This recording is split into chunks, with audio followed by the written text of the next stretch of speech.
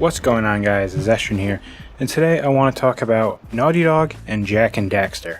So the other day I made a video talking about the future of PlayStation, and all this news came out about kind of some shakeups at first-party studios, and how it seems like Sony's taking away a little bit of creative freedom from some of its first-party studios. And this is kind of related to it. I don't know if these two news stories are necessarily connected, but I did see them around the same time, but I don't know if they necessarily came from the same struggle or whatever you want to call it. So I saw this the other day. I first saw, I think, Destructoid posted it, and I've seen a few other articles around talking about it, that Naughty Dog said that they're not currently working on a new Jak and Daxter, but they wish they were. And I guess this comes from the co-president of Naughty Dog, Evan Wells, and it says it holds a special place in his heart and all this stuff, and I'm going to link articles and stuff in the description, of course. But I mostly want to talk about my own opinion here, because that news story, that's pretty much all I want to hear, is that Naughty Dog wishes they were working on Jak and Daxter, but aren't. That's it, that's the whole news. So I just want to, talk about my opinion from now on. I honestly feel like they should, and what I mean by this is, if the studio wants to make the game, they should make the game, and I feel like there's enough fans from Jak and Daxter back in the day who would buy it, and also a lot of people just worship Naughty Dog, they think they're untouchable, they're the best game studio that ever exists. I don't personally agree, but I can see why some people would think that. But also I just feel like, as I mentioned before, I feel like a lot of first-party Sony, especially first-party Sony games, have been becoming really samey. They have a lot of studios that are known for making one type of game, and they eventually mature up, if you want to call it, which is fine. And then eventually a lot of their games start becoming very samey. If you think about their first party and their evolution, you get Naughty Dog, went from Crash Bandicoot to Jak and Daxter to Uncharted to The Last of Us. Now, granted, not all those games were made when they were a first party studio, but you get the point. And even Insomniac to go from Spyro to Ratchet and Clank to Resistance, while continuing Ratchet and Clank. They never stopped Ratchet and Clank, so that's good. I think that's main reason why stuff like Sly Cooper and Jak stopped, because the developer stopped making it. I don't know if that was a publishing thing, Sony's oh, we don't want that anymore. Maybe just the developer wanted to move on at the time, and maybe just decided it wasn't okay to go back, or they're too busy with other projects, future stuff like Sucker Punch, went from Sly Cooper to Infamous to now Ghost of Tsushima, and it seems like that's kind of a lot of these the first party studios that have the evolution where you start with one thing and move to another. A lot of them with 3D platformers, and then now to more third person action adventure with a little bit open world. I know Naughty Dog doesn't really do open world, but they do, they're because Uncharted and Last of Us are linear, but they're big open areas within that open world. I'm kind of going off on a tangent again. Anyway, so another thing I always hear people talk about, I especially hear a lot from Colin Moriarty, who's the host of Sacred Symbols, a really big PlayStation podcast. But every time some people talk about Jak and Daxter or bringing it back, and he's always like, "You really want Naughty Dog to make Jak and Daxter?" And I go, "Yeah. Why?" Personally, I don't like the more darker, mature stuff of The Last of Us and Ghost of Tsushima. Although I did really like Ghost of Tsushima, but I like seeing more colorful. Jak and Daxter was the most colorful platform, but I like seeing more colorful, campy, fun action adventure platformer games.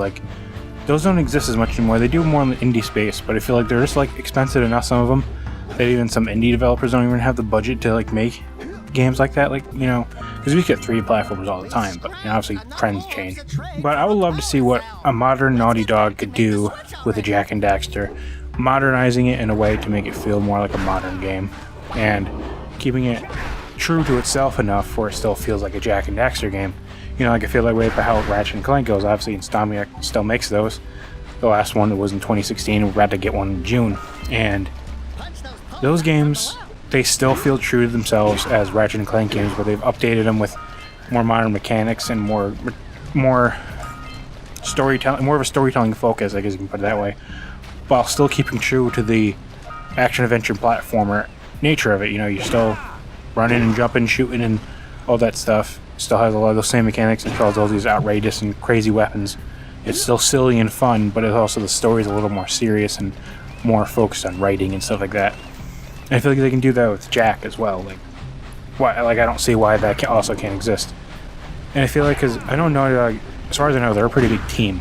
They're a pretty big studio. Obviously, when you make games like The Last of Us and Uncharted, you need to have a lot of people. but I feel like they could potentially split off a smaller team and work on some of that smaller project like a Jak and Daxter. I mean, they did have a smaller separate team when they made Uncharted: The Lost Legacy.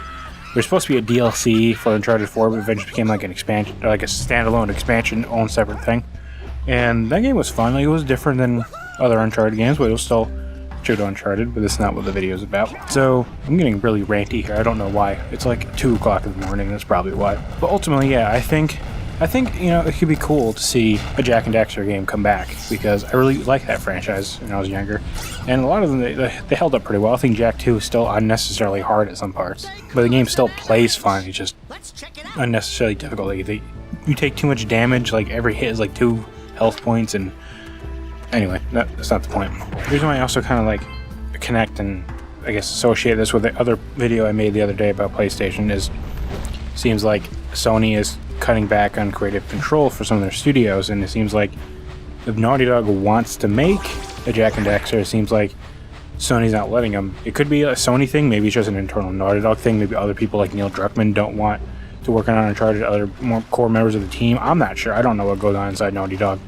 or Sony or any of that. I'm just talking from an outsider's perspective. So it could be that. Could maybe they're already focused on other projects, like they're supposed to be coming out with that Last of Us multiplayer thing, the factions or whatever, because that was Last of Us 1 but not 2, and people were wondering where that was because some people liked it. I don't care for multiplayer games like that, so I don't care either way. I also don't really care for The Last of Us, so again, I don't care that either way.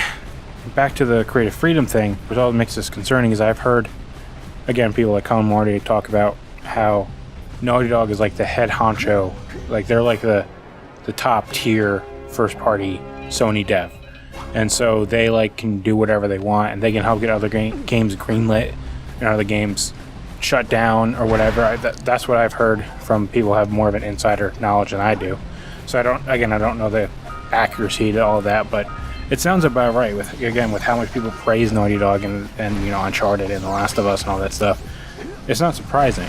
So if this is the case where Sony's not letting Naughty Dog make Jak and Daxter, and they're even cutting back on the creative freedom of their biggest team, that doesn't sound too promising for other smaller, not necessarily smaller in size or what they make, but like smaller in terms of like how people think about them, I guess, for lack of a better term. Like, I guess in like the respect tier, I don't even know how you want to describe it, but you know what I mean. But ultimately, I don't know.